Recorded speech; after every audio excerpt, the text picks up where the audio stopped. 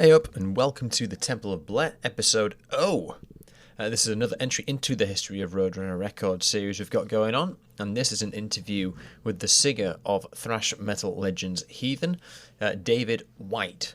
Now, Heathen had one record out on Roadrunner Records, that is Victims of Deception, released April 12th, 1991. In talking to David, I've actually completed the Rob Beaton trilogy of Roadrunner albums, as I spoke to Carl Thomas from Exorder, Mike Kaufman from Defiance, and Rob Beaton himself. So, that's all of Rob's albums, all the ones he produced in the early 90s. Done. Nailed it. Smash it, lads. Hey man, if you want to stick around to the end of this one, David absolutely smashed it out of the park with the ghost story answer. God damn. Especially if you're looking on the video version of this interview, you get to see some pretty compelling and interesting shit. So, I'm really sorry, Kyle. But David has won the ghost story element of this podcast so far. Get cracking and listen to the new Heathen record, Empire of the Blind. It kicks absolute arse, and it was really challenging to start researching on Victims of Deception when this album exists. I kept coming back to it, and I keep going on about it in the podcast. So please, without further ado, David White from Heathen. 1, 2, fuck shit up.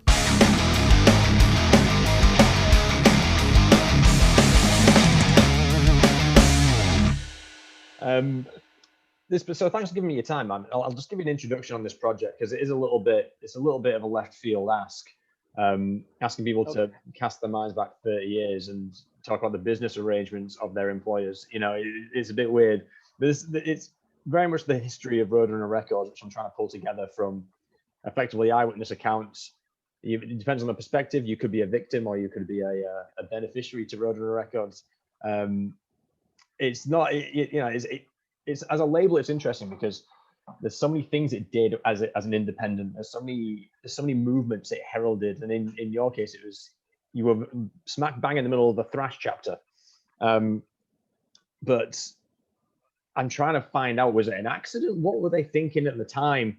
And therefore, what can we learn from that these days? What's the value of a label? So that's kind of like the line of questioning I'm going to go down. But obviously, if you can't remember stuff or whatever, that's fine as well. But to be honest, mate, I had a massive problem researching this because I was listening to Victims of Deception, but I kept coming back to the new album. So I want to talk about the new album first because I think it's just so fucking good. Right on. Thank you. Thank you.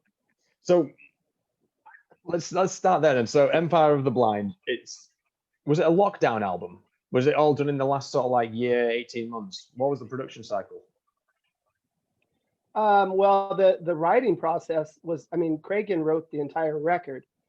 We started writing, all together. Like Lee had some stuff and Cragen had some stuff. I had some stuff. But with touring schedules, Cragen filled in for Gary Holt with Exodus. Mm-hmm. So, and of course, Lee's in Exodus as well. So it basically, those guys were on the road for a lot of years and a lot of time, and we all live in different areas. And me and Lee are close by, when I was still in the Bay Area, but he was gone on the road all the time. Yeah. So it was really hard to really write the record as a group, and all that time. And then Darren Mentor had left the band before the last tour that we did. Yeah. So we didn't really have a drummer. Mm-hmm. And then Jason Vibrooks, he's from Ohio, mm-hmm. and he was back home. And then he started doing a project with Exorder, and then he got busy, and they did a record, and he was touring. And then we had the situation where it's like, okay, we need to pull this thing together, and that's where Jason Mirza came in because he's a friend of mine from way back.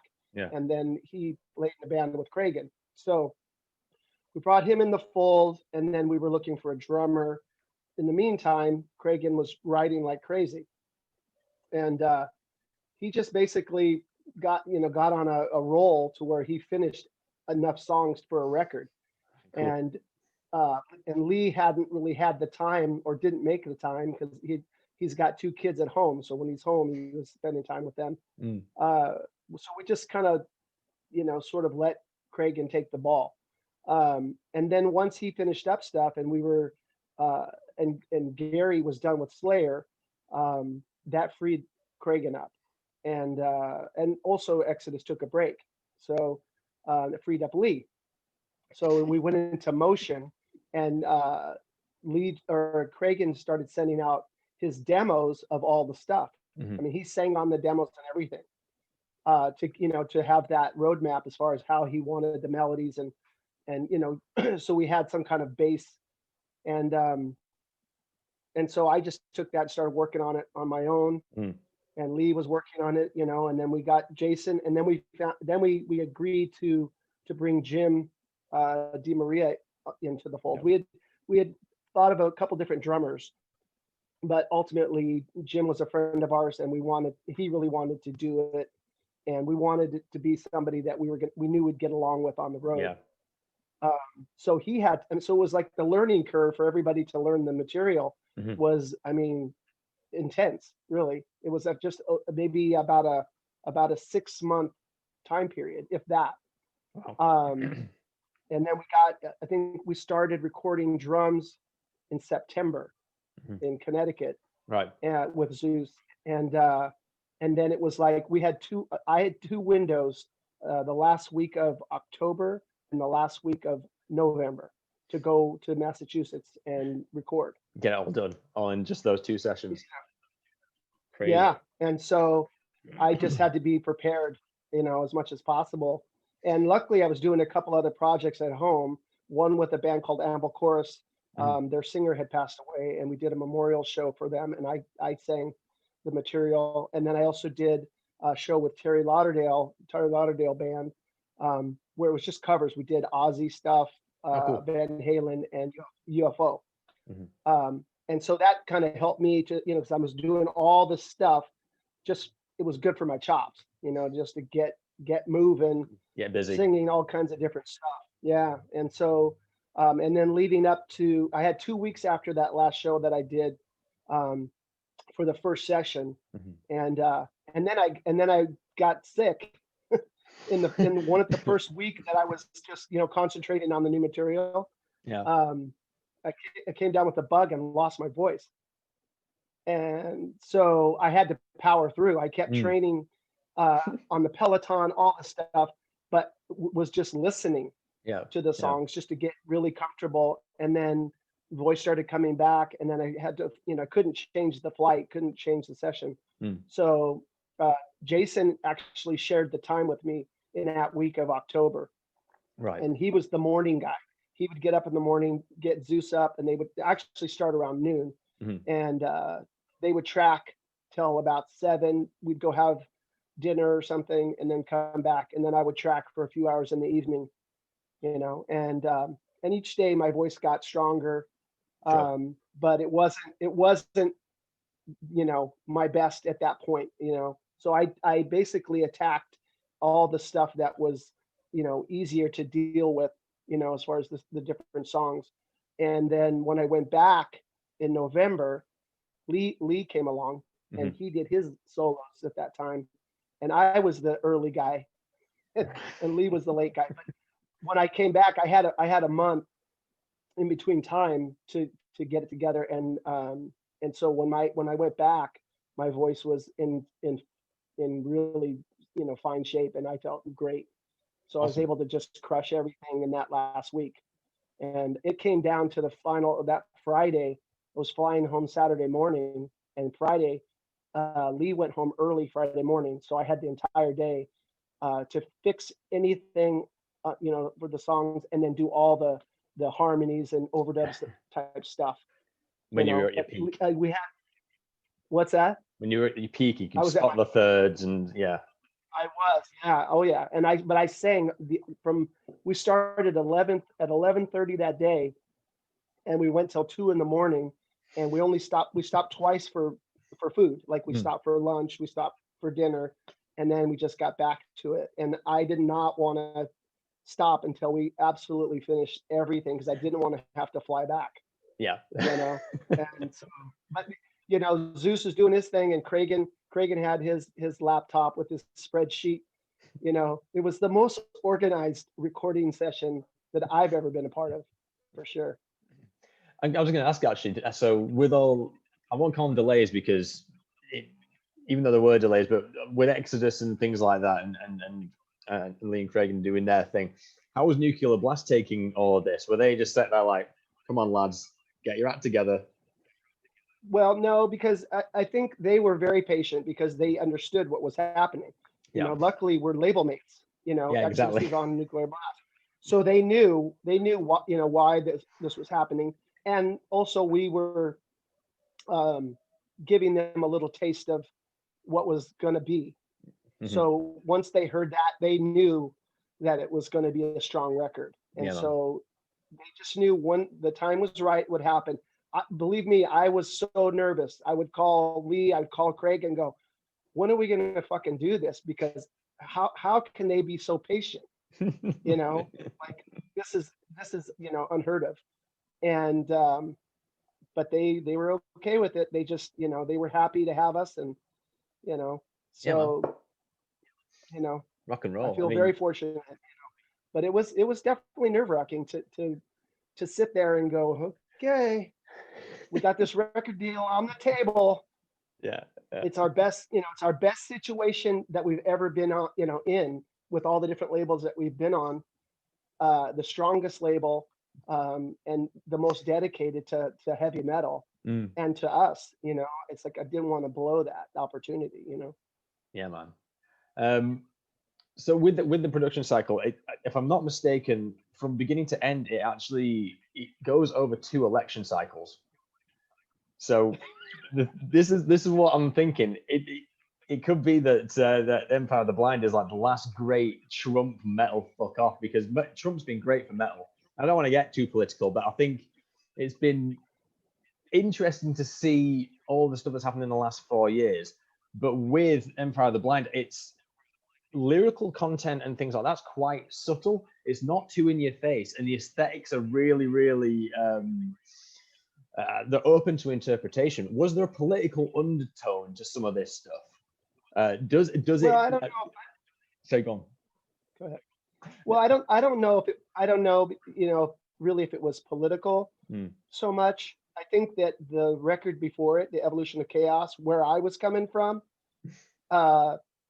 was definitely political, and in the sense, like with Dying Season, it's globally political because the song, the idea behind it was just how archaic war is. Like, Yeah. you know, the fact that we're still shooting at each other, you know, all over the, you know, not just our country, but you know what I mean? It's like we've come so far, and yet we're still willing to put kids on the front lines and shoot at each other for the country or for whatever.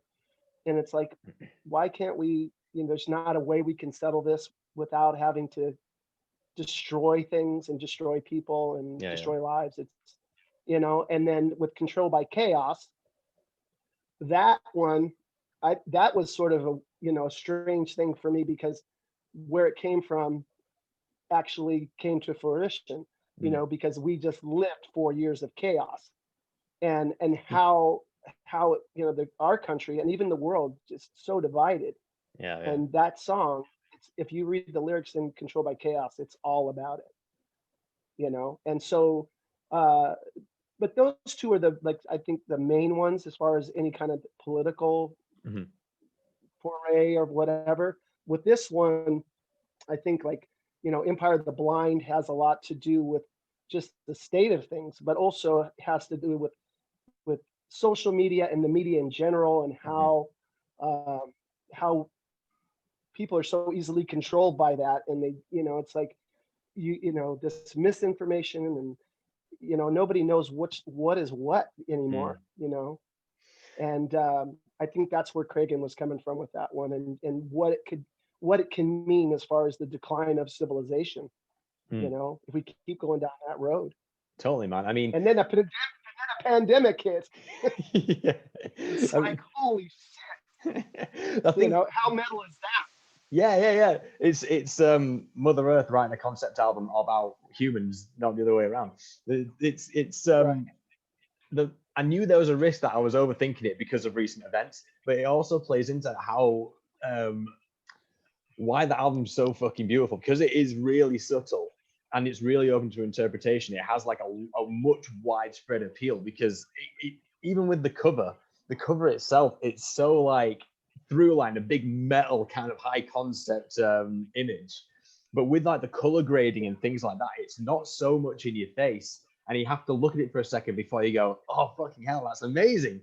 And I think the same with the lyrical content. I think the same with the phrasing and the structure of all these songs. It's just like, I feel like I couldn't. This is why it was a problem. I was trying to listen to Victims of Deception, but I kept going straight back to the fucking Empire on the Blind. Right, yeah. It was a problem. But no, I just wanted to celebrate it because it really does kick ass, and I think it's going to be, once the European festival season kicks in, I'm gonna have to make some space in the pit and get everyone fucking. Yeah. I mean, that's the thing that's like, it's so difficult, going through this right now, because we had everything lined up. The timing of the record, it was supposed to come out in June 19th actually, and June 19th was going to be our second European leg, tour, and it was going to open up in Graspop in Belgium. Oh, I love that festival. Which is a big festival. Yeah. And it's like that we would have already had 5 weeks in the books, right? And we would have maybe played a couple new songs, but we would have played the older stuff and stuff off of Evolution, and just basically warm up as a new group, because with a new bass player, new drummer, we need to become a cohesive unit now, because it's a new band, really. Yeah. And then so looking forward to that. And we were booked all the way through September, and all of it went to dust. And it's like, you gotta be kidding me. It's like, like Murphy's Law. It's like, well, somebody broke a leg or somebody got in a car accident. Yeah. No, it's a global pandemic. It's God himself beyond reason wanted to get involved. Yeah. Oh God. Yeah, but I mean, and it definitely messed us up, but I mean, it messed everybody up. And I just feel so bad for everyone, people that started new businesses, other bands. I know bands that were actually out on the road. Sepultura was out on the road, and they had to cut their tour short. Yeah. And that's very financially, catastrophic. Luckily we didn't, we were at the point where we were just getting ready to pay deposits on the bus and different things like that, and flights. We didn't do it yet. And so we made the call, like, that's it, we're out. And luckily we did, because everything got canceled. So I saw Anvil in my hometown of Halifax in the UK, and the night of that gig, I think, was the night the rest of the tour got cancelled. So they were already there in the bus. They were already there with the gear and stuff like that. And I'm a live sound guy as like a side gig, so I'm fortunate. I've not been totally impacted, but there's some of my my peers in that job who have just gone, I cannot live it. I cannot sustain myself in this industry. I'm now going to go work in an office, because there's no way. Once we get over it and I'm back on the road, I can't take a hit like that again. No way. But yeah, it's been crazy, man. Yeah. Like a lot of people in our industry they didn't get stimulus money, No trickle down for us. Oh. But hey, man, the album's totally worth the wait, and I'm really glad you're still at it. I'm really glad that Nuclear Blast are giving you the backing. Was Zeus your choice, or was Zeus Nuclear Blast's choice? No, it was our choice. Right. He had been interested in working with us for a while, and basically all the planets and stars aligned to make it happen. Yeah, and like I said, I had those 2 weeks, and the different time that Jim went there and did drum tracks, and Cragen actually tracked all his guitars at home, so that saved us some money. But Zeus was recording the Hatebreed record as well. Yeah. So he squeezed us in, and Thanksgiving is like a big holiday for my family, and I when my mom passed away, I took it over and at my house, and I have a big family. One year we had 65 people at my house, for Thanksgiving, and so I was trying to make it a tradition, and we did it. I think we did it for 6 years or something like that, 6 or 7 years so far. And then last year I had to go, because it was going to be Thanksgiving week. Yeah. And my wife's like, you can't fucking do that, your family's going to be pissed. They're going to be upset. I'm like, they'll understand. Yeah. And, and of course they did, but it was, it was a bummer, I miss my family, but, and then now COVID with everything, and then we moved to Florida. So I'm going to miss out with all them again, but that's just the way life goes. It's, Yeah, man. you got to do what you got to do. Yeah, totally. And I think Zeus I'm sorry, I was going to say that Zeus, when I had never met him before, and Lee had met him a few times. And when we were driving the car, he was like, dude, because I heard Goblin's Blade on college radio when I was like 18 years old. And he goes, I was a fan. I went out and bought your record. He goes, I have dreamed about doing a record with you guys for a long, long time. And so it's like, for me, it's like, that's so cool, because it's somebody that's really invested in wanting to, make a great record with us. And right now we recorded a live record in Greece back in like 2013, and he's in the process of mixing that now. Oh, okay. So we're going to have a live record very soon. And he remastered Evolution of Chaos last year, so I guess he was doing his homework.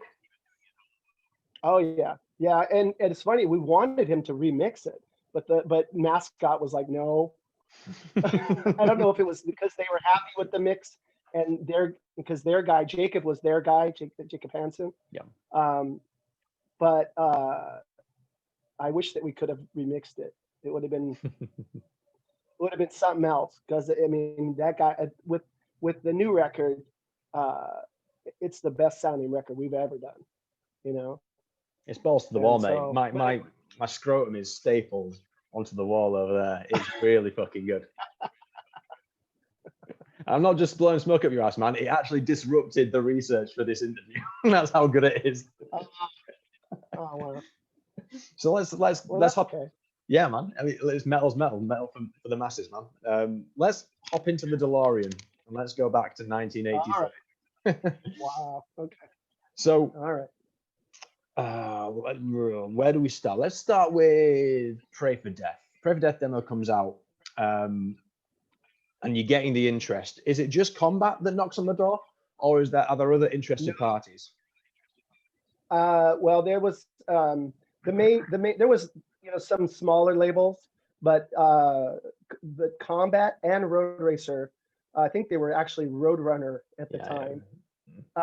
They were in the hat too, and it was cool because we put that demo out. It was the tape trading deal, and they came to us. We had what was the magazine? It was Kerrang, I believe. Did a review of the demo and gave us it was like the top demo at the time. Was that Don K? And so Don K, I think I don't know if Don K wrote that one. I can't remember. I'd have to look back. And I apologize to Don K, whoever wrote it. But they, Combat and Roadrunner had come to us. And at the time, we actually were going to sign with Roadrunner. What was the deal was good. And then at the last minute, Combat upped the offer. Right. And made it a better offer. And we were able to keep our publishing on that record, on Breaking the Silence, all of it. Yep. So of course we made that choice, and Combat was great to us. They were awesome. We just had at the time, things took off. We had the video with MTV and everything on Headbangers Ball, Set Me Free, and the record was. We got the CMJ charts. It was charting with Whitesnake and Guns N' Roses, even Pink Floyd, because they all came out in '87. Yeah. And it was pretty amazing. Seeing those charts was like, oh, we're gonna be rich. We're gonna make it. But we unfortunately hooked up with a management or a guy that was, a manager who used to manage Tesla, and we couldn't talk to the Tesla guys. Darren, our drummer, knew that some of the guys in Tesla because he was from Sacramento. To ask them what they thought of this person. Yeah. Because they were on the road with Def Leppard. And ugh, he took us for a ride. He stole from us. He slandered us Shit. when things were not, when he didn't listen to us, from the booking agency to the tour. We had a tour with Motorhead, which he was the booking agency that he referred us to, instead of Andy Summers, who had a great booking agency at that time and wanted to book us. Told us, when you guys do a record, I want to be your booking agent. Right. And this manager, which shall be nameless, directed us in another direction, and they threw us the Motorhead tour. So of course we're like, oh well, okay. Mhm. And then, but then complications with tour support, we couldn't do the tour, Complicated. and it was partly because of him. So that was like right then things started to go downhill, and we finally had to let him go, and he was very vindictive on the way out. What And year is this? This in the combat era? That was, well, we did that record, came out in '87, and it was the record came out, I want to say like March, or no, we finished recording in March. Mhm. The record came out just before summer, like May or June, Mhm. something like that. And we did a few shows in LA to start it off, and we had the video and everything, and things were going. And then the tour thing just kept like, oh, we can't do the Motorhead tour because the record's not out yet, so we're not getting tour support. Mhm. And then they got us Manowar. Manowar pulled out of the tour because they couldn't do it. And then they offered us Sabotage, but they didn't have enough dates confirmed for us to get tour support. And they Jeez. just said, the booking agent's like, just go out on the tour, just come out, and we'll get more dates. And our manager was like, you guys can't do it. Hmm. You can't do it. There's not enough money. Although we had a publishing deal that was going to give us enough money to do that, and he basically stole it from us. Shit. So we finally parted ways with him, and then there was some different stuff that happened with Combat, and they got us a tour. We did an American tour with E-Trope from Chicago. Yep. We had fun. It was okay. It was a good, decent tour, but it was, it wasn't Motorhead. Was it? There was lots. Go ahead. Was it Steve Sinclair at Combat at the time? Yeah, Steve Yeah. Sinclair. Mhm. He was one of the guys. I think he was the main guy that signed us. And then he left and started his own label. And when we parted ways with Combat, we were going to sign with him, with Mechanic. Yeah. And then something happened. And I think basically Combat went to him and basically told him to pull the deal for whatever their reasons were, but it was out of spite. Interesting. For some, and so that kind of it put us in a real bad situation. And that's when I ended up leaving. I actually got fired from the band because everybody was going nuts and out of frustration. Mm-hmm. And then they asked me to come back. I came back, and then we got a new manager, and Warner Brothers was actually looking at signing the band, but they strung us along for a long time. Well, I gotta see if this band does well, and then maybe, and then Roadrunner became Road Racer, and Monty Connor was like, "Come on, guys, let's do a record. Come on, guys." I take it he was the one who put the first offer on the table. I believe so. Yeah. I believe so. And the so irony there is that Warner eventually would buy out Roadrunner. Yeah, I know. Isn't that funny? Yeah. But Monty was, he was instrumental in getting it done. It had been 3 years, and we were like, we got to get a record out. This is crazy. Mm-hmm. And so we did sign with Roadrunner, or Road Racer now, and it was a decent deal. And we pushed the limits, on the budget, because we were trying to make the best record we could. Sure. And so we went a little over budget, which, and Monty even came to visit, and we were like, he wanted to come to the studio. I've got a couple of bits. I've got a couple What's of bits. that? Well, I've got a couple of bits, and we'll get to this because I was speaking to Rob Beaton last week. Oh shit. So I've got some context here. But Okay. when I speak to artists who used to be on Roadrunner, I've got a model Roadrunner deal.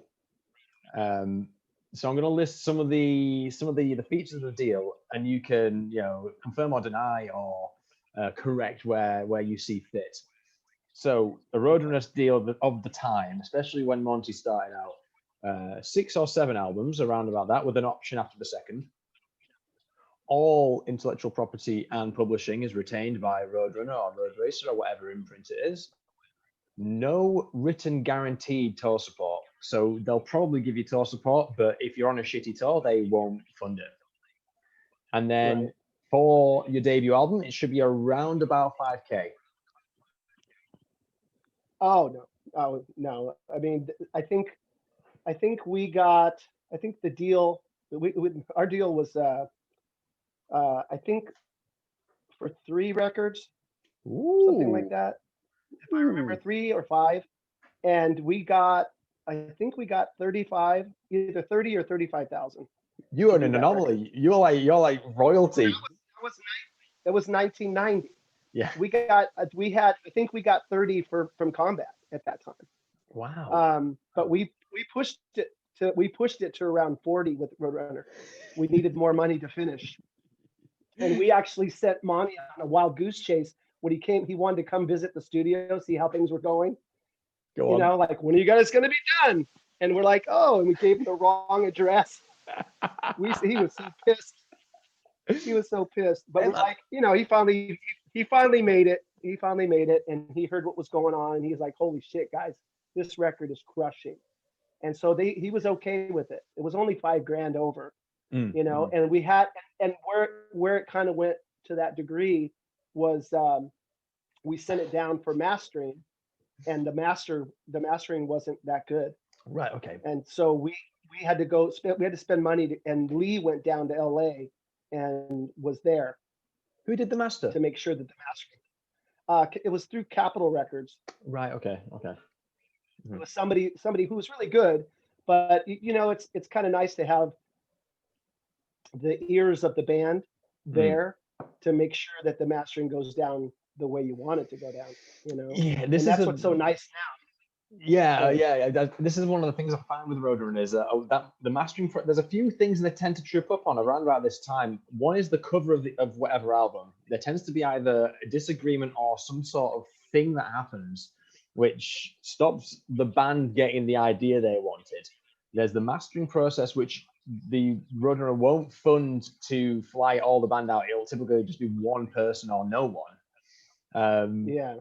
And then there's some other stuff. This isn't a bring out your dead on Roadrunner. I know it was just like a product of its time. I know they're all great people. Well, I got some negative stuff too, But but I mean, initially they were great, and the album cover, they had no problem. They loved it.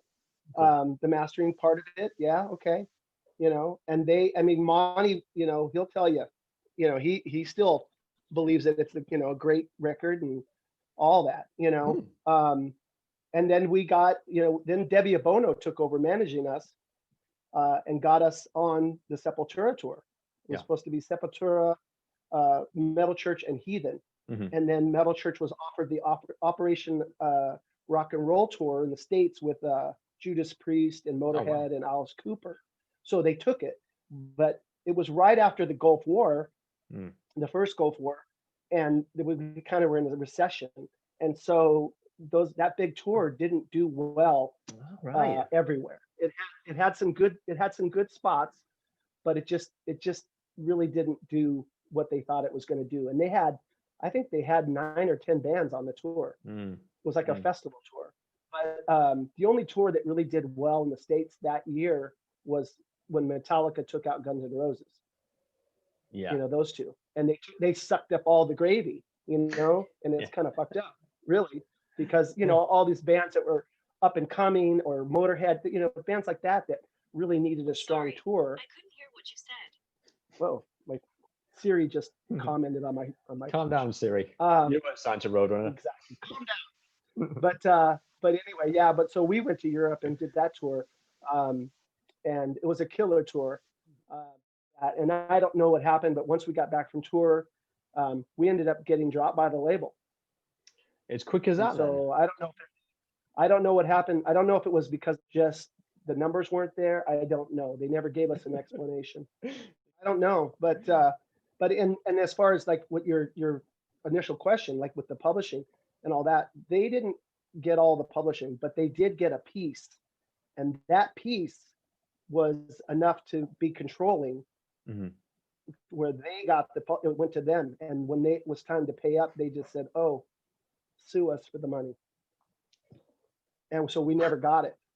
They never paid us, and it was money that we were supposed to get. It was, and even in the contract, it said, you know, we were supposed to get paid no matter what with that, you know, our part of it. But they just said, "Oh no, you didn't recoup, so we're keeping that," you know. Takis Kinnis from Realm was one of the first people I spoke to, and he said his management was insistent. Make sure you fucking audit the label every year to make sure that you don't get screwed by that kind of stuff. But obviously, it was a different time. But see, now they have. I want to turn the lights on in the back.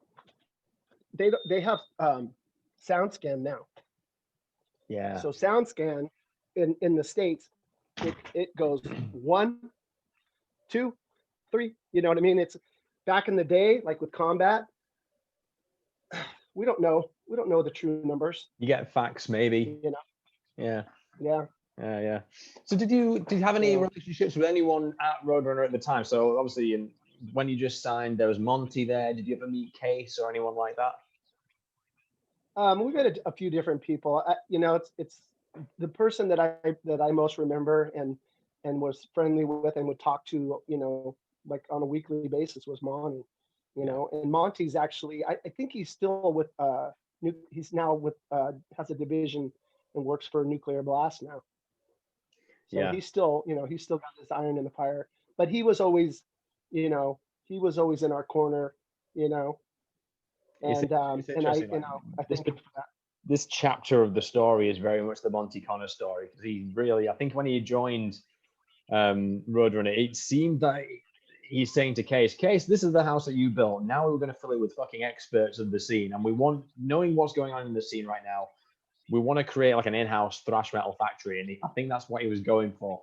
So all that, the chapter of Roadrunner's history of all like the prog metal and your ex-hoarders and your artilleries and things like that, I think it's all kind of his agenda.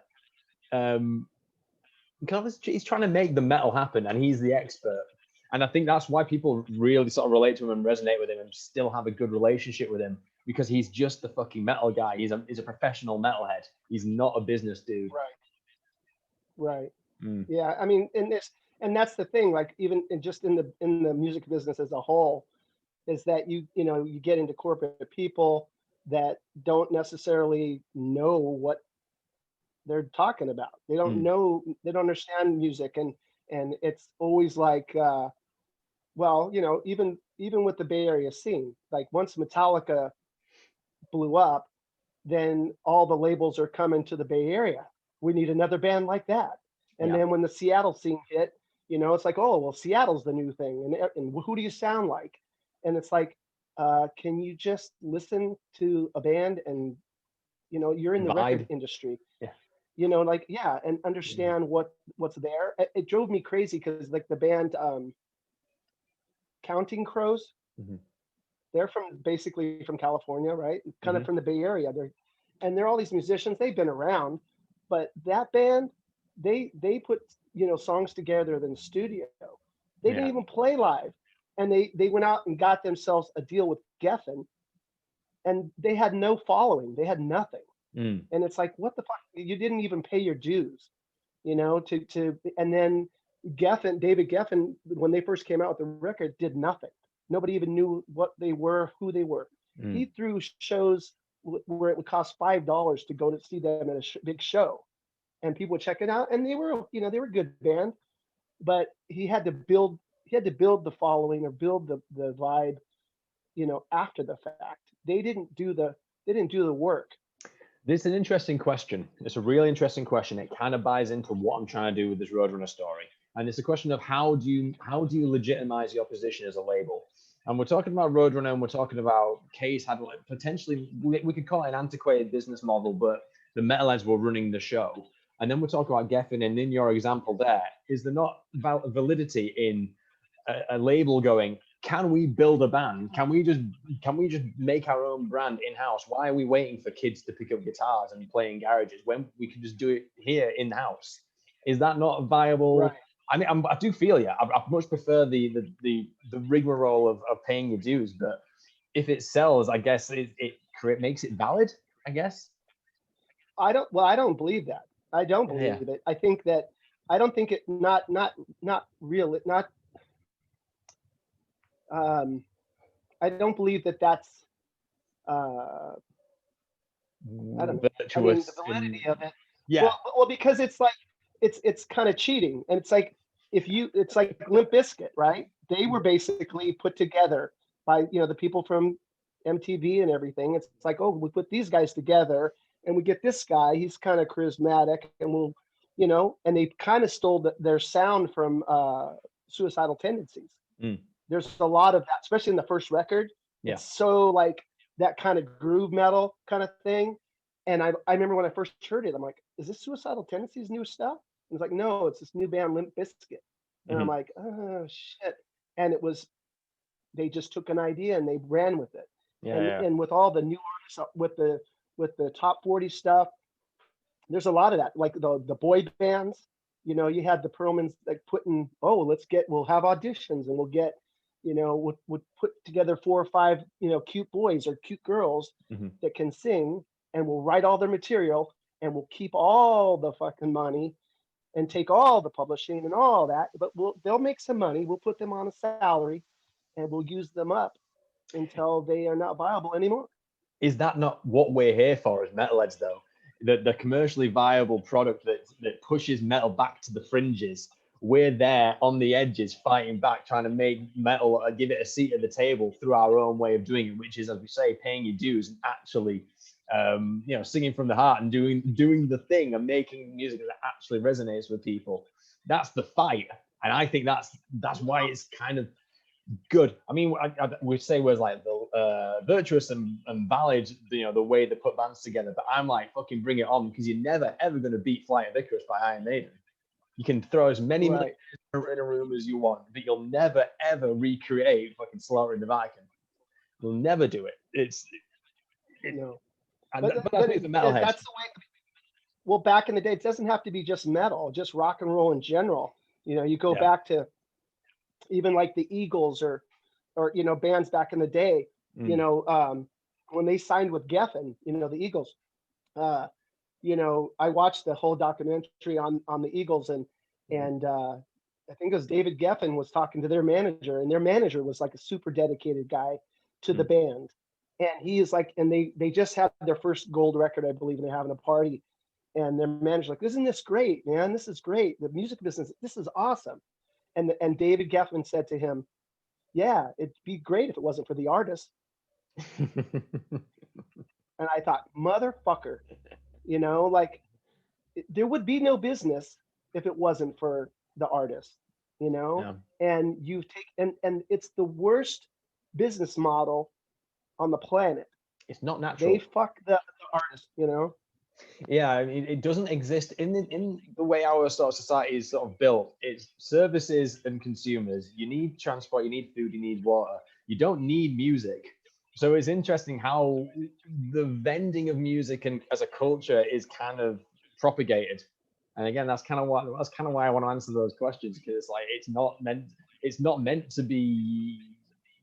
It's not natural. It's not commercially natural, but sometimes we still pay money for music.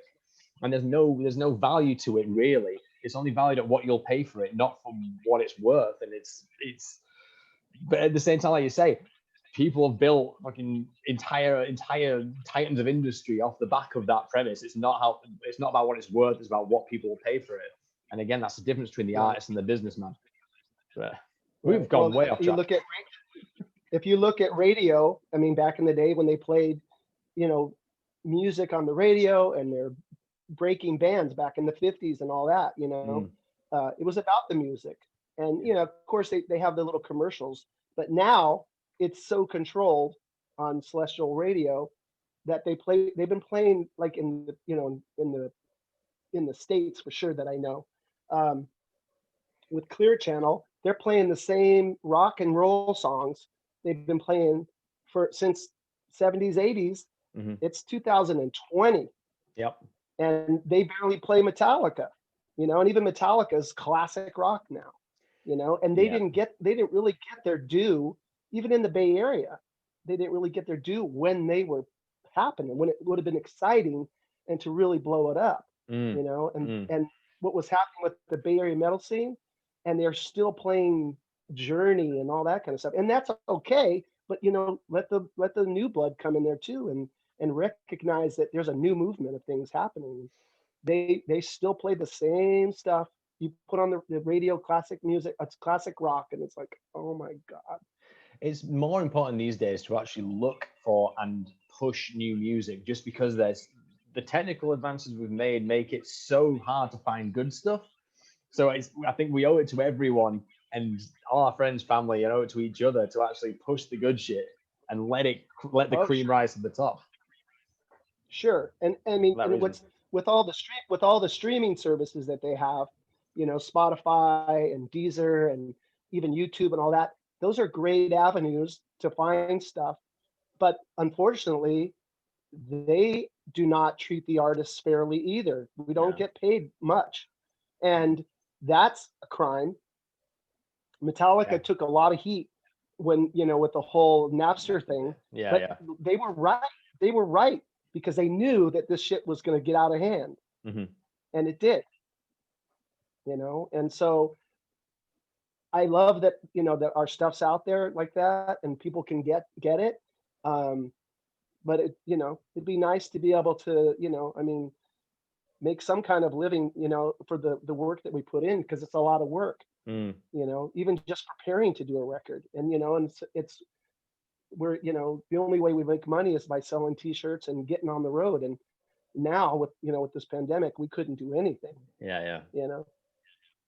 So now we're already in the mode of, we got the live record and we're already like talking about writing the new record while we're down, so that we can keep it going, and also make Nuclear Blast happy so they don't have to wait another, 8 years or whatever. Hey, technically you've been at Nuclear Blast longer than Monty by 4 months. That's true. That's true. Actually, when they hired him, I was like, oh shit. Is that going to be a good thing? Is that going to be a good thing for us, especially while we're waiting around?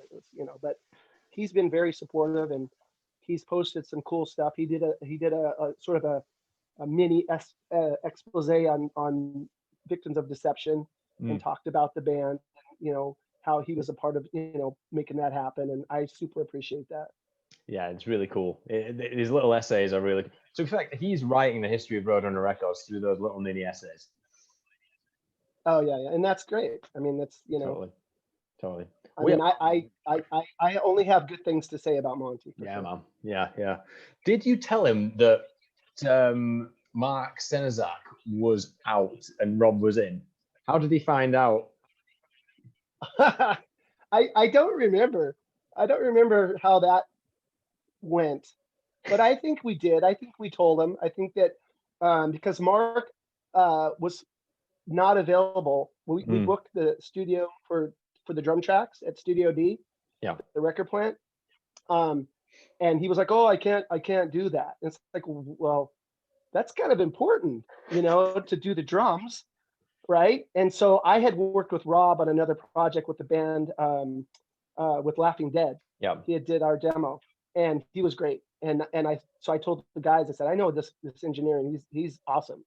And so he came in, and he's awesome. He's like a brother, and we got along with him really well. And after working with him for maybe 4 or 5 days, we all huddled together and we're like, hey, maybe we can ask him to do the record, and we'll co-produce, so we have more control. But we'll do it together, and and maybe it'll save us a little money, because Mark Sinesak was asking for a lot of money, and we didn't really know him. So Rob was like, yeah, I'm down, Yeah. you know? And so we called Mark up, said, hey, yeah, we're good. Yeah. And I don't remember if we had a conversation with Monty. I'm pretty sure we did let him know, but he probably would remember better than I do.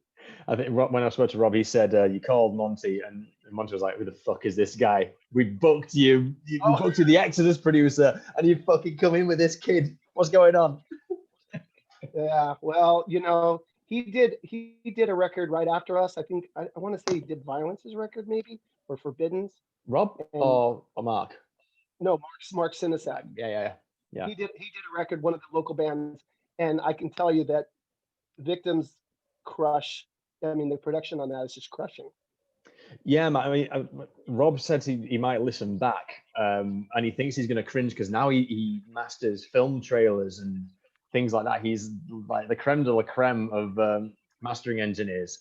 But Yeah. when I listen, you're actually the third part of the Rob Beaton trilogy, because he did X-Order, he did Defiance, he did you guys, and the sound across all the first. Yes, you were the first ones. Then it was Defiance, then X-Order. I don't know. They were like a month apart, the release dates. Either way, the sound is like consistent, even though it's across different studios. So he knows what he's fucking doing. Oh yeah, yeah. No, he's a genius. He's a genius. That kid.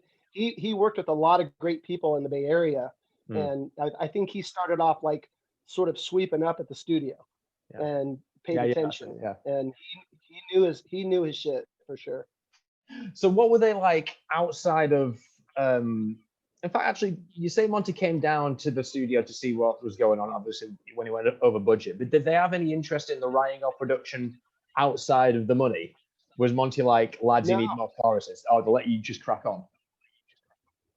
What he asked what we needed the money for? No, I mean, yeah, well, yeah, pretty much. I'm just wondering if he was thinking, all right, this is a bit of a proggy record that's quite busy on the guitars. We need more choruses or something like that. I'm wondering if you had like some sort of idea of what it should sound like. But it sounds like he just let you crack on. Yeah. He trusted us that we knew what we were going to do. Yeah. You know, he had heard we did a demo, you know, prior. And so there was, I think, 4 or 5 songs that were going to be on the record, you know, so he knew that we had something, you know. Yeah, cool. So there was never any influence like that at all. It was kind of like, okay, you finally made it to the studio. And then we played him a track and he's like, holy shit. Okay. You know?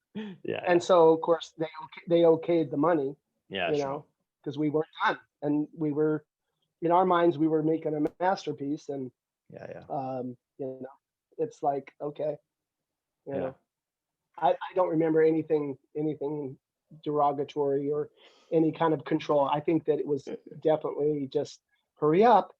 Yeah. You know. How were Roadrunner on the business side outside of the production? You mentioned they obviously got you on a few tours. Did they promote the album? They did a little bit. I mean, there was magazine ads, things like that. Yeah. But we just did the one tour. I think they probably could have done better. Mm-hmm. I think Combat did a better job. And it really shows because we sold a lot more records. Mm-hmm. We didn't do a video with Road Racer or Roadrunner or whatever, which I think that didn't help, you know, because we did the video for Set Me Free with Combat, and you know we had a lot of airplay with that song. I know. We talked about like the new record, you know, coming up and, you know, conceptually or whatever, you know, like what direction. And I was like, well, you know, we've had 3 very serious records lately. Mm-hmm. You know, the last 3 records were serious, where the first record, you know, there's some, you know, a little bit of like Death by Hanging is kind of, you know, tongue in cheek, a little cheeky type song, and fun. And, you know, it'd be nice to kind of get back to something that's more, you know, uplifting but like have a little fun with it, you know what I mean? Not be so serious, and it has to be so heavy and the content has to be, you know, dark. And it's like, you know, we are all, I mean, like Lee is one of the funniest guys I've ever met in my life. He's got a great wit, and, you know, you get a few vodkas in him and oh my God, you know. And so everybody's, you know, there's a lot of comedy with the band, and it'd be great to see that come out again. You know, I think live it shows Yeah. because we have a lot of fun with each other on stage. Mhm. But the subject matter and the songs are very serious, and I feel like I write really serious, and I want to sort of like try to come at a different angle this next time, and we'll see how it goes. Yeah, sure. I actually went Sure. onto Facebook and dug out that Monty post you were referring to. It is pretty cool. And I bet Yeah. Rob would like to see that, because underneath there's about 47 comments of people saying the production was shit hot, well done, and all that stuff. So, Oh, well, you know what's funny is it's out of print. oh really? Yeah, it's Is out that of print. no- Hold on a second. I'm gonna give you a better camera view. Hang on. We got Jimi Hendrix in the background. Hold Oh, on. nice. I'm sorry, you're I in don't my know if it kitchen. matters. I don't know if this is just an audio interview or what it is, but It anyway. goes on everything. I'll throw it on YouTube. I'll throw it on Spotify, and Okay. so everyone can see my kitchen. I'm actually blocking him, but It's cool. We get the anyway. vibe. Yeah, but yeah, it's out of print, and like you said, you know, Warner Brothers had bought Road Racer, Mhm. and actually Sony has bought, you know, amongst other labels, but they own Combat as well, and I think maybe Relativity, I think. Yeah. So we've had to deal with Sony trying to get some of our royalties that they owe us, and we went through a lot of paperwork and all that, and got all the original guys to sign off on all that stuff, you know. Yeah. And we did everything that they, you know, that we're supposed to legally, and they haven't said shit. You know, it's like, well, can you pay us? And then with with Warner Brothers, so we're looking to license the record in the States Okay. next year. Well, as a reissue. Yeah, because it's out, like I said, it's out of print, and we'd like to do something special with it. Mhm. You know, with the album, you know, the album cover, do vinyl again, but maybe do like a picture disc or something. Yeah, 30 years. Yeah, exactly. That's man. the whole deal. Yeah. So I'm pretty excited about that. Yeah, man. Yeah. There's always who was I talking to? It was Gary Peppard from Jaguar. And he said those early Jaguar records, they tend to go around the houses every few years with reissues, and the stuff they can do with the vinyl now to make it real value for money is pretty incredible. Yeah. I mean, I don't know, the Empire of the Blind. Have you seen? I'm turning this. This is better. The Empire of the Blind. Nuclear Blast did red and black swirl, red and black splatter. Mm-hmm. They did orange. It was like orange and red splatter and orange and red swirl. And then they did a sort of a kind of opaque, but almost a little bit transparent red. Yeah. And then the classic black. That's cool. And it was all limited edition. We sold all that stuff. Yeah. I mean, it flew. We didn't even get the orange vinyl. Mm-hmm. We didn't even get a copy of that because they were supposed to hold it for us, and they sold them all. And they're like, "Oh, we're sorry." And they're beautiful. They're so cool. I'm like, someday I'm gonna acquire one somehow. Yeah, collector's market, of course. But yeah, and so like with Victims, though, I would love to take the artwork, even the artwork on the vinyl that was originally put out. The photograph of the artwork was I thought was a little bleached out compared to the actual original art, which I own. Mm-hmm. And so we want to redo that to give it, the richness of the actual oil, because it's an oil painting. Yeah. And then of course I would really like to do a picture disc of that. I think it would be so cool. That'd be awesome. Yeah. Hey man, I bet just bringing it back to Mon, I bet he'd like to see that original as well. That's in his wheelhouse on the Facebook post, isn't it? It's always about the covers and the original photo shoots. Sure.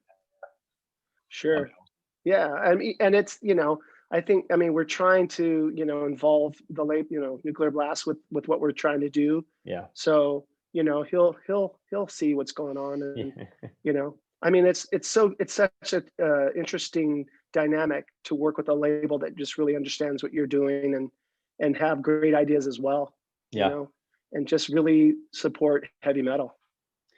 Yeah, Not just for us, but Death Angel, you know, all the bands. I mean, most of the bands that are on, you know, our friends are on Nuclear Blast, except for, you know, Metallica's not on, you know, Nuclear Blast. But it's interesting, the when Roadrunner, I'm not going to say folded, but when it lost its independent status, it's interesting how many people flocked to either Metal Blade, Nuclear Blast, SPV, or the ones that were kind of the ones that are now still going. But I haven't got a point of reference though. That's my problem when I'm interfacing with like Nuclear Blast as an entity. I can't understand the scale of it, because I know it's mopped up a lot of bands and it's doing a lot of work. It's a very busy and very big label. But I just can't conceptualize of it because I've been so tunnel visioned into Roadrunner for the past few months. right. It's crazy. Right, let's bring this into this train into the station. I'm gonna fire off. Okay, because I was gonna just say you're going down a rabbit hole, dude. Yeah. We're gonna do it again, man. Right, okay. So where were we? Okay, so when your relationship with Roadrunner ended after that one tour after the album came out, which, as you say, might have been something to do with an internal strife at the label or potentially something like that. But as you were saying, you're not quite sure why Heathen were dropped. But how did you receive the news? Was it Monty who made the call, or was it even Case? You know, I don't recall. I think they contacted our attorneys. Okay, right. Okay, you it know, was done through the management. Yeah. Yeah. Mm. Yeah, either manager or attorneys. And I don't know. I mean, we don't know. I mean, it could have just been numbers, you know, Yeah, that they tends it to be. didn't do what they thought it would do. But it was, you know, it was well received coming out of the gate. So, so I don't know. I mean, who knows? Maybe because we didn't sign with them the first time and they were getting back at us. I have no idea. I mean, you know, because I thought we were having, you know, we had a good relationship with the label, and we, you know, we made what is now a classic metal album. Absolutely. And you know, I would have loved to stick around and do another record with them. You know, I think that the timing was still good for metal at that time. You know, grunge was starting to seep in, you know, right around that time too, in the 90s. And so, but there was still, Testament still kept going. There was an Overkill. A lot of bands kept going, you know, and they probably had some hard times, but they still managed to keep it going. So it would have been nice for us. When that happened, we made a guitar change. We had Ira Black in the band, and we went in the studio in about 93 to record an EP type thing with our own money, which became Recovered, which we finished when the band got back together. I think we put it out in 2005. Right. And that was cover songs. We did a Queen song. Have you ever heard that, or you know of it? No. Yeah, it's you can find it on iTunes now. But we put it out ourselves, you know, as best we could. We did digipacks and CDs, and it has we did Death on Two Legs by Queen. Okay, cool. We did a Sweet Savage song. We did Eye of the Storm, and we did a Tiger song. We did Hellbound. Right, Hellbound, okay. and we did a Thin Lizzy song. We did Holy War, and one original song called In Memory Of. Right. Okay. I'm just bringing it up now. Oh yeah. I mean, and Rob also engineered and produced that, and that's a killer recording. Was it recorded at the time, or was it What's that? Was it recorded in the early 2000s, or was it? It was started in 93. And right. Okay. We had some of it was finished. There was almost finished. The Queen song, the ballad, which was the original, was not finished. Holy War was not finished, but almost. You know, there was a lot there, and we ran out of money. And Lee actually had an opportunity to join Die Krupps from Germany. It was a techno industrial band. And he did that. He toured with them and recorded with them for about 5-6 years. Yeah. Wow. You know, it and was so busy. yeah, and so but also it caused Heathen to go, you know, to take a pause. Yeah. You know, and so, and then when he came back, he was so burnt out from touring. It took a while for us to like get it together, and we were asked to do the Thrash of the Titan show, I think in 2000 or 2001. No, something like that, and for Chuck Billy, yeah. And we were like, oh, okay, but then we got invited to do Vakken the next summer, and so we thought that would be like a one-off. Nice. Yeah. But we went and did Vakken, and then we saw the crowds and we saw the metal bands, and we thought, metal's back. So that's when we decided let's make a run. And so we put our funds together, and we wanted to finish. We wanted to get a record deal, but we wanted to let them, you know, let the labels know, like, we've got stuff in the can that's almost done. We'd love to finish it, and you know, and then do a new record. And it was kind of like, well, we weren't getting any bites on that, you know, as far as like finishing that. So we decided we'd do it ourselves. Yeah. And so we got back together with Rob, and went down to Costa Mesa, down to him, and went in and finished what, you know, and then we just found a distributor from Canada that did, you know, tapes and stuff, and made it ourselves and put it out. Sometimes that's the best way, isn't it? Well, I mean, it wasn't, because it's hard to do. That's the thing about the labels, is the distribution is so much, you know, they know how to do it, you know, especially if it's a good label. Yeah. But we did that, and we did a tour in 2005, like a shoestring tour. We jumped on about, I don't know, 10 or 15 dates with Nuclear Assault. Oh, cool. From those guys are from Long Island, or not Long Island, sorry. From don't want to get that wrong. I'm coming in with the save. I'm sorry. Oh, okay, I'll do that, because I'm like losing my head right now. Were they not Long Island? God dang it. It just says New York, New York. Let's see. Well, they're from New York, but it's where the Mets play, that side of town. Well, anyway, they're from New York. Well, I'm from Old York, so that was. We played a show with them before, and so we had made friends with those guys, and they were out on the road, and so we tried to go out there, and even the fans helped us out in some of the places. Like in Scotland, we stayed with these kids. They put us up in a flat for the night after the show, you know, that kind of stuff. That's awesome. And then we did the demo for the new record, the new stuff. And on that tour, we played 2 songs. We played Dying Season and Arrows of Agony. Right. On that tour. So some of the kids got to hear some of that new stuff. And then that's when the label started to come. And Nuclear Blast actually came at us, and Mascot. We looked at a couple of different labels. Yeah. And that were offering us deals that were ridiculous. Yeah. So, am I going down the rabbit hole again? Oh, it's a good rabbit hole. It's interesting. Okay. You've got yourself another a mirror of what happened before. You've got Nuclear Blast and Mascot, where Combat and Roadrunner were. Yeah. And so, and we ended up getting a little bit better deal from Mascot. Yeah.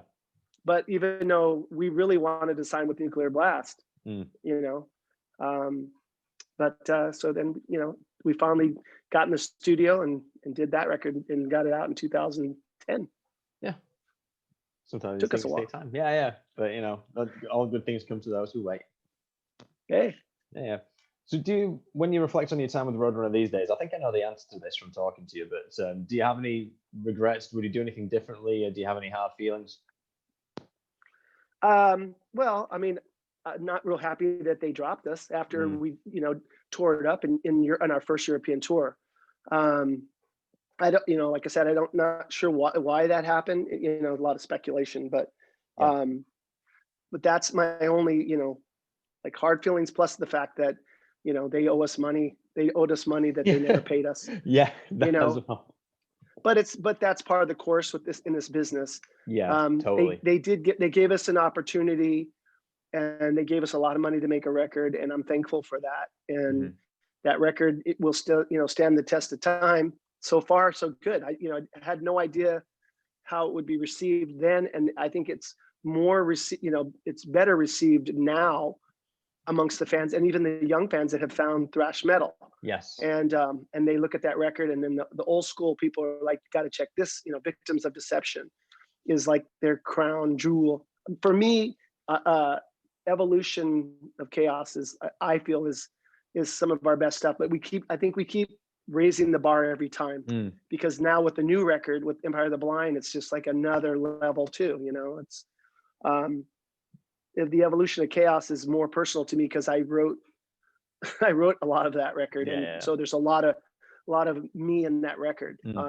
Where Empire of the Blind, I don't have as much. It's not as personal for me. I mean, it's personal because it's my band, and I care about everybody, and everybody has contributed in different ways all through the years, and it's been an amazing ride for sure. So yeah. I tell you what, man, just you've almost made a mistake referring to the new album again, because now I'm just getting distracted again. I was going to start talking about Dead and Gone. It's just such a good song. It's so like, it's the engineering aspect of it is just so fucking good, because Dead and Gone, as far as the song goes in terms of the structure, it's quite a simple song. It's simple but effective. There's not like a lot of showboating going on or anything like that. It's just a straightforward metal song. But I think you couldn't have delivered a song like that 30 years ago, because the production standards wouldn't have really captured the walliness of it. Whereas today it's perfect. It's perfect for the production value and for the production techniques. Sure. I like I said, I think it's our best sounding record by far. It really is. Definitely. And it's interesting too, because you get some of the old school guys. They're like, because we tuned down on this record, which we've always played in E440, and so with this one we tuned down to D, and it was a conscious thing. We wanted to do something different. We've always tried to be different in every record, and it was actually stemmed from when my little stint with Laughing Dead. When I played with Laughing Dead, we tuned down to D, and we had a 3-song demo, and it's pretty killer. And Cragen always, when I met him, he's like, I love that Laughing Dead demo. You're singing down in a lower key, and it really suits your voice. And I totally agree. I was like, I loved singing in that realm of things, and so, but with Heathen, it was kind of like, well, we've always done it this way, but I was definitely down to do it in the D, and it's just so heavy. And it's a comfortable place to sing, but actually the way Cragen wrote some of the stuff, like on Empire of the Blind, some of those chorusy parts and stuff, man, it took a lot. I was like, this is fucking hard, dude.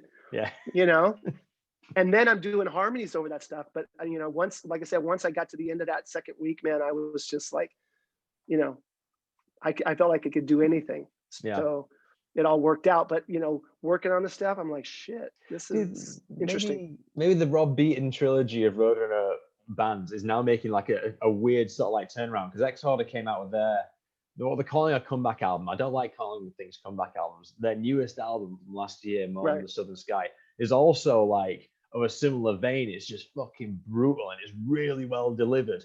And it's so like reassuring to me as a younger person to sort of look, no offense, to the older generation and going, all right, it's so good to know that when I'm 15, 20 years down the line, I've still got a good chance of completely smashing it out of the park and rocking a lot more. Because back in my day, if you got hit 40, you put your dressing gown on and you sit down on a Sunday, and that's your lot.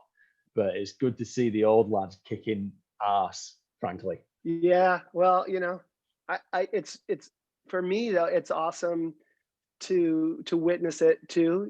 Like for us, and also our friends. I feel like I love the New Testament record. The Death Angels always been like one of my favorite bands, especially in like from the Bay Area. Mhm. They're one of I'm pretty much my favorite live band Yeah. out of the scene, Mhm. and I think I saw their first show at the Mhm. MAB, and like at the time, Andy I think was 12, and there were these kids, and we're like, oh, these fucking kids are kicking ass. It was like, whoa, you know. And now they're just a well-oiled machine. And we did some dates with them with Exodus Mhm. back, touring for the last record, and we were the opener, and they were support with an Exodus headline, and they would just bring it. They Yeah. bring it, and then we're like we'd be on fire too, and I remember playing a show in Barcelona, Mhm. and we have a lot of fans there, and I think it's Barcelona. Yeah, Barcelona. Anyway, we freaking just hammered. That crowd was nuts, Yeah. and it was kind of like, fucking top that, Yeah. right? Because it was a little bit of like fucking, and it's just them, them bringing it out in us to take it, to keep taking it up, right? Mm.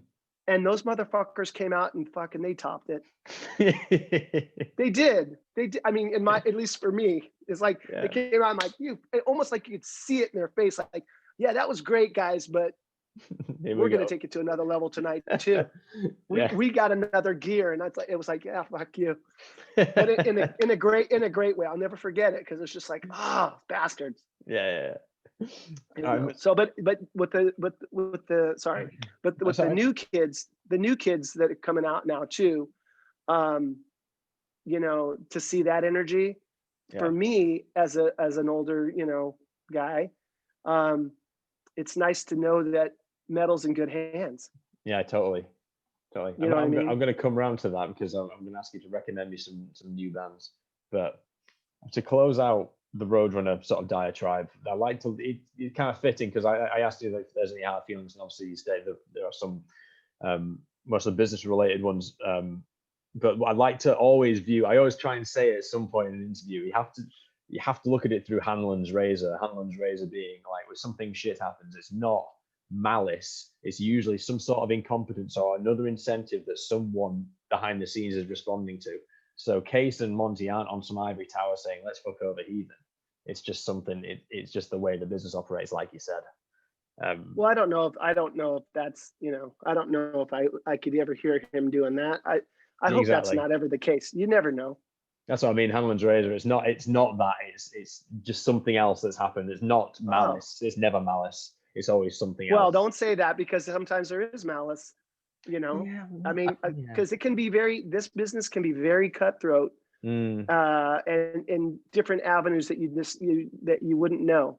And over the time that I've been involved in music and all that, I've seen the best in people, and I've seen the worst in people. Yeah. And so it's very competitive, and I think even early on, there's a lot of people in the business that are more self-centered about what they're doing, as opposed to what's good for the gander, right? Yeah. And Heathen is always, since day one, have always had the mentality that we want, like, our show, we want it to be a great show for all the bands. We never played those games with, no sound check. You don't get the drum riser. You get half the PA tonight. Well, actually, we need you to go on at 2:30 in the morning because Elvis is hungry. What I mean? We've always tried to make sure that the bands that play with us have a great time, and that we have a great time with them. So that's always an event that people go away and go, all the fucking bands were amazing. And that's the standard we try to set. Now, we've been victim to the other side of that, and it's not cool, but you roll with it. You just have to roll with it, because that's the game sometimes with people. And I think it's kind of short-sighted. Yeah, I was going to say shitty game, but yeah. Yeah, it's shitty, but it's short-sighted because you have. I mean, I think nowadays, now that we're all, a lot of the bands, even from the Bay Area, we're all very competitive with each other, and some of us are better friends than others. Yeah.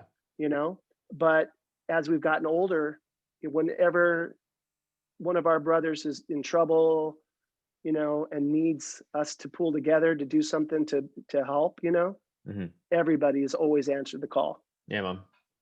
Yeah. So, at the end of the day, I stand by all my brothers and sisters from the Bay Area scene and all of it, and across the globe. I mean, the Destruction guys have always been good to us. They've been good friends over the years, and I consider them family for sure. Nuclear Assault as well. All right, man. Yeah. I'm gonna hit you with two completely non-contextual questions, and I hope you're all right with that. Okay. Number one, have you ever seen a ghost? I've never seen. Well, I only in a photograph. Tell me everything. Oh God, it's a good one. It's a really good one, and I can even show you. Oh my fucking God! Are we gonna deploy some screen share onto this interview? I can show you. Go for it. I can show you. I have to get. Let me tell you the story first, and then. Go for it. Yeah. I'm so excited. Chris, I need you real quick. I need that photograph of the foot.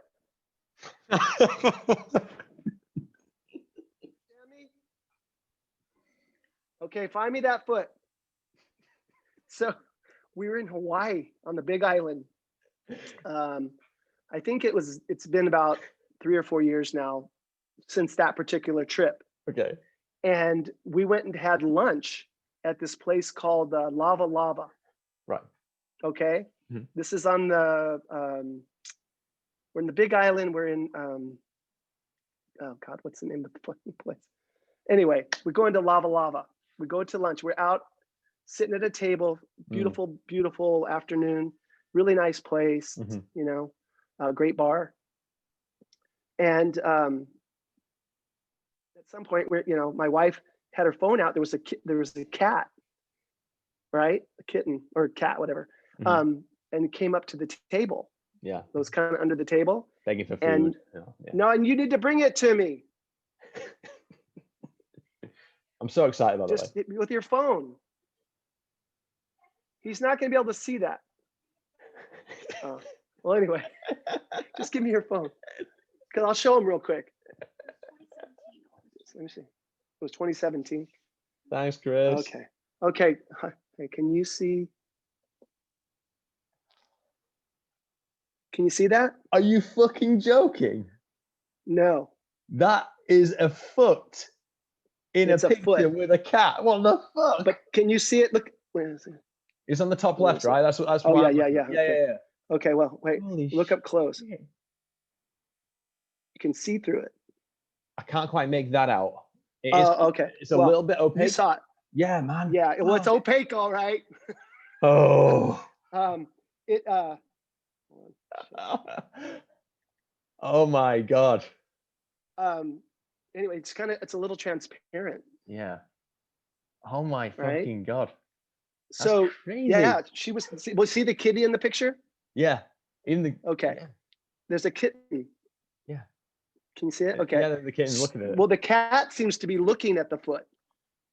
But Christine was trying to take a picture, so she put her hand down trying to get the cat's attention, and she took a picture with her phone. And she, and then she goes, she looks at the picture and she goes, "What the fuck?" And she showed it to me. And she's like, there was nobody there.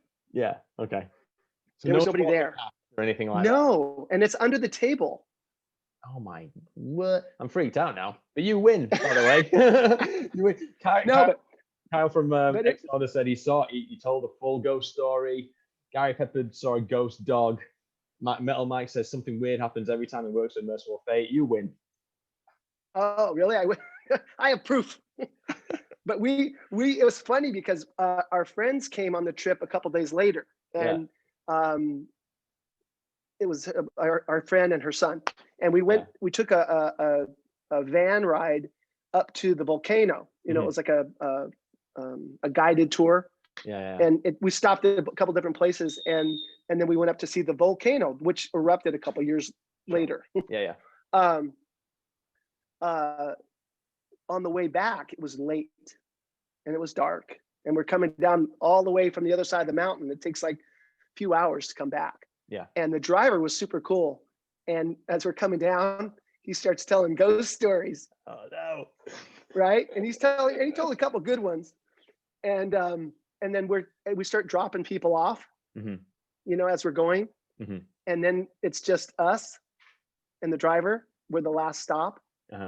And we go, oh, you know, that's pretty cool. And we go, hey, you want to see a ghost? And he's like, what? We told him the story and we showed him the photo, and he was like, oh shit. Get the fuck out. He was like, well, he was just like, oh, because he's just telling stories. He probably heard from somebody just for the trip. But we went, check this out. And we did a screenshot for him. Oh my word. So now he's got another story. That's insane. But it was the weirdest fucking thing, dude. It was like, and we told the staff that at the restaurant, and they were like, a few of them were like, oh shit, you know. And then like one person said that they've heard that people have seen, you know, stuff around the restaurant. Oh my word. That's insane. But but I've never,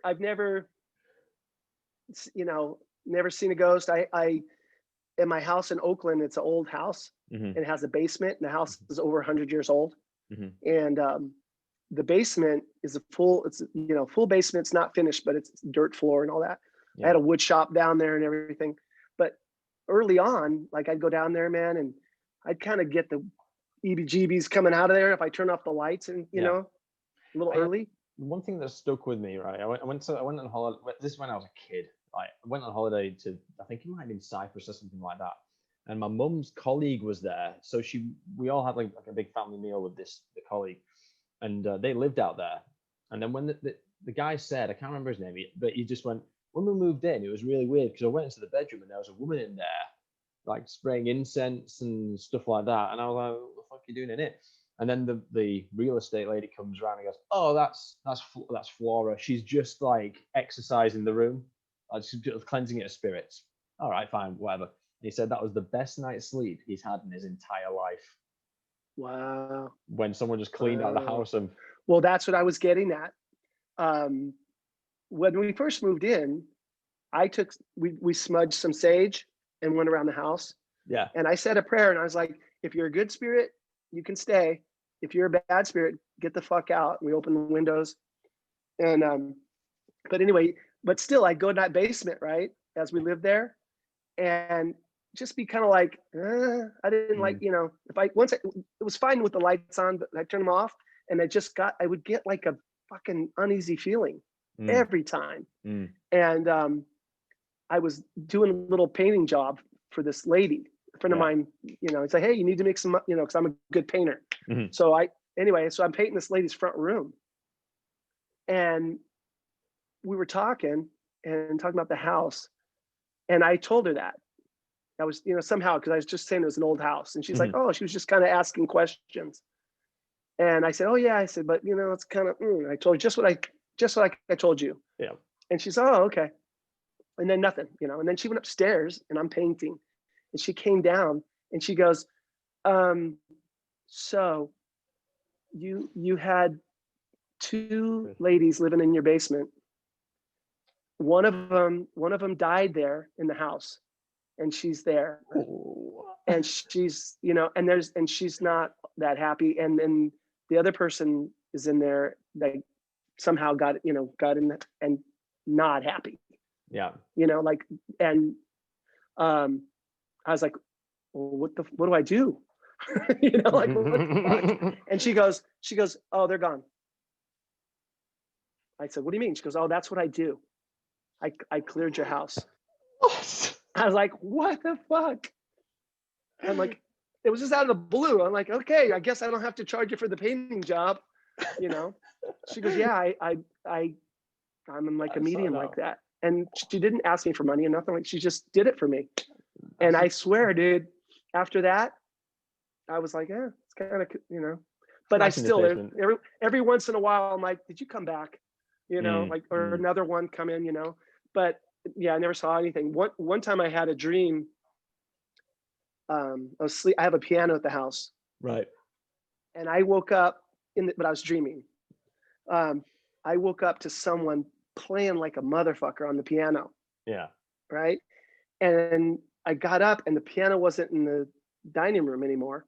It was I could hear it coming from the front room. Yeah. And I was like, what the fuck? Who's playing And I came in there and this isn't the dream. I came in, the fucking piano was like sitting by the fireplace on the other side of the room.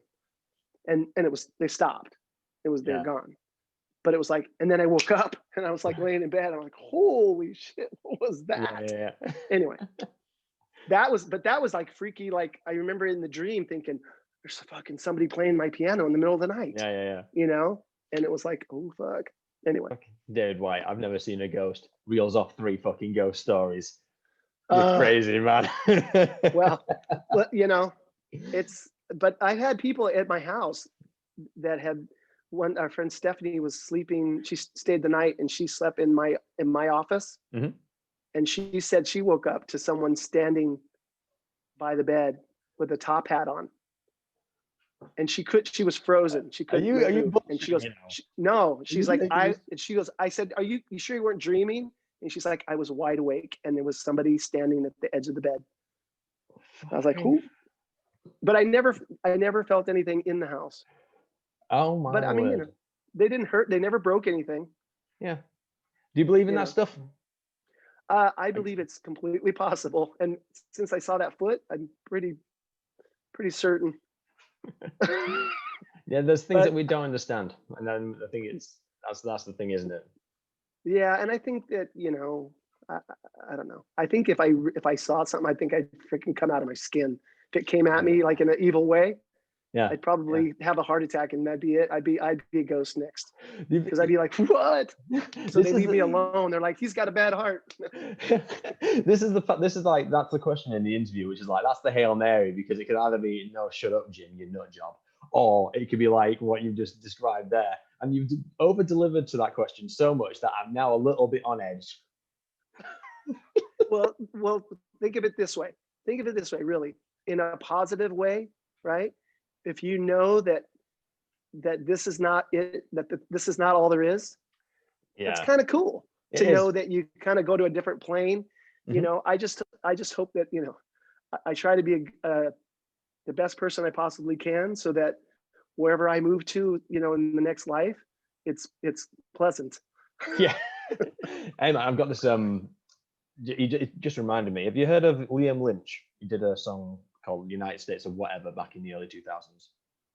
I remember the song.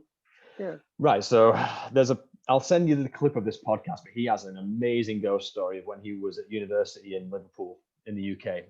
It's about a 20-minute investment, but it's really fucking good. I'll send it your way.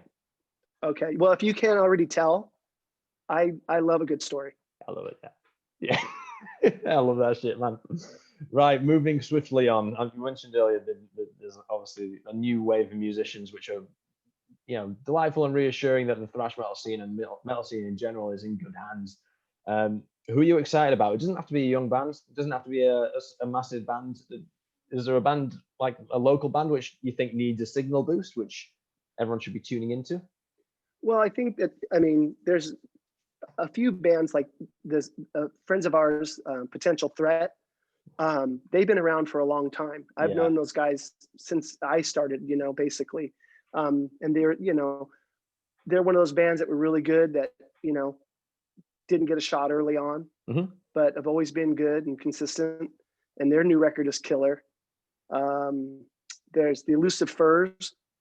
They're from the Bay Area too. And they're not metal, but it's just a great band, and it's a great spirit behind their music. And then like our last tour, we took out a German heavy metal band called Dust Bolt, and they have a new record out as well. I think they've actually had a couple records out since they toured with us. Right. Okay. And they're young guys. and but now they're full-fledged. I mean, these guys have been around long enough now where they're definitely a force to be reckoned with, and they're still young. So, and they do it the right way. They do it the right way. They understand the thrash metal. They have good songs, and they, it's not just the Cookie Monster type of metal as well, which I mean, I appreciate all of it. Everybody's got their different thing, but I like what they do. I think they hopefully will keep at it for a long time. Yeah. But yeah, I mean, I'm kind of always at a loss, like what band? I can't, but I just think there's a lot of different bands that have been coming out that I've been listening to, even just on Spotify on the playlist. Like there's a playlist that, Thrashers or something like that. Of course, I'm putting it on because I want to hear Empire of the Blind, and I want Spotify to know that I just listened to that song. You know what I mean? Check. But I'll listen. I'll take a run or I'll take a walk with my dog, and I'll listen to the playlist, and it's all these different bands. Some that I know, some that I don't, and then I'm like clicking on who's this, So like I said, I think the future of metal is quite bright right now. Yeah, man, rock and roll. I've got two for you. Are you into black metal? Are you into like black and roll? Yeah, sure. I mean, all of it. It just depends. I'm just not I'm not a connoisseur of it, because I generally, really concentrate on what I'm doing so much that it's, that the time invested, it's like, oh yeah, I listen and stuff. And I try to do as much homework because I want to be up on what's happening but I'm always working on stuff that's going to be for the next Heathen record or something I'm going to do on my own or whatever. So I get a little self-involved when it comes to music. So understandably, it is your job. But I like it, especially like, seeing the some of the shows of the different bands like that, when we did 70,000 Tons of Metal, there was a band, I don't even remember what the name of the band was. And they were like a black metal type band. And I think they were a UK band. Everything, the show was so freaking technically killer, but dark. And they had, the face paint and all this, and Cradle of Filth. I don't know. Okay, it's cool. But those guys were like, they had karaoke night, the last night of the cruise, and a couple of the guys from that band, not with no makeup and all that, sang karaoke naked. You know what I mean? And so it's like all of that. I mean, I love the sense of humor behind all of it, and they take the music seriously, but we're all. Well, we're all under one roof. Were you gonna? I like Cradle of Filth though. I was gonna recommend someone else, but I thought it might be Cradle of Filth that you'd seen. Yeah, I don't remember what the name of the band was. So there was a band from Colombia that played on that ship, and I was the first morning.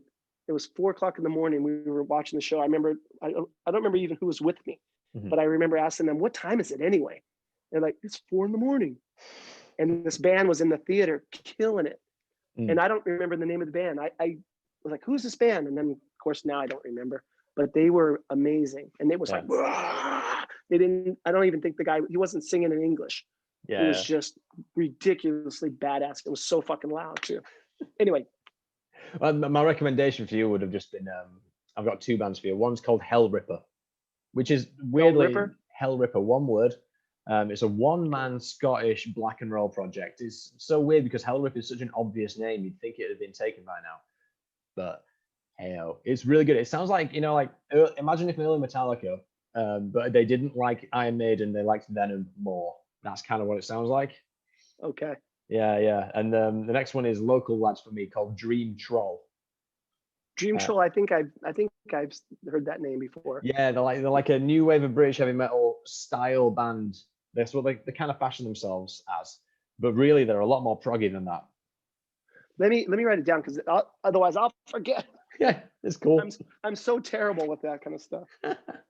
My wife, she remembers everything. I'm like, what was that again? So you said Dream Troll? Dream Troll, that's right. And the other one was, what was the other one? Hell Ripper. Hell, how could I forget that? But I would be like trying to think of those bands and go, what was it? Stripper what? Hell Ripper. Okay, yeah, I'll definitely check that out. Yeah, man, I'll check out. Yeah, I mean, there's been bands like I said on the playlist on Spotify or Deezer or whatever, the different streaming services.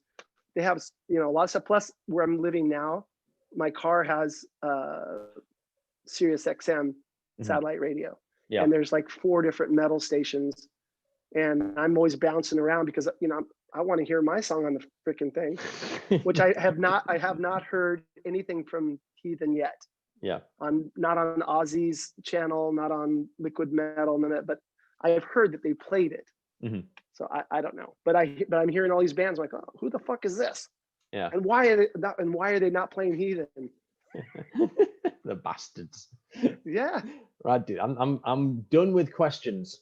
Who is it who's managing your Facebook, by the way? The band's Facebook. I think we all are. Craigan mostly, but we all try.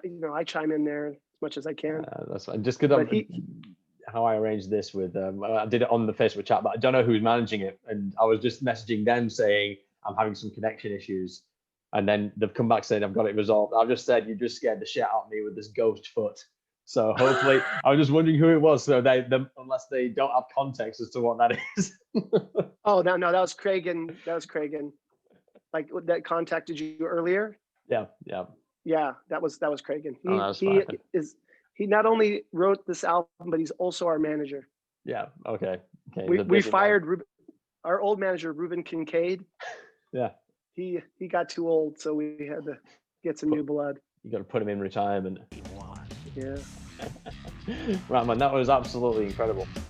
But dude, I'll let you know when it's up. Thanks very much. I've taken way too much of your time, and I hope you enjoy the rest of the evening, which I'm not taking. Well, I'm in basic shelter in place COVID style.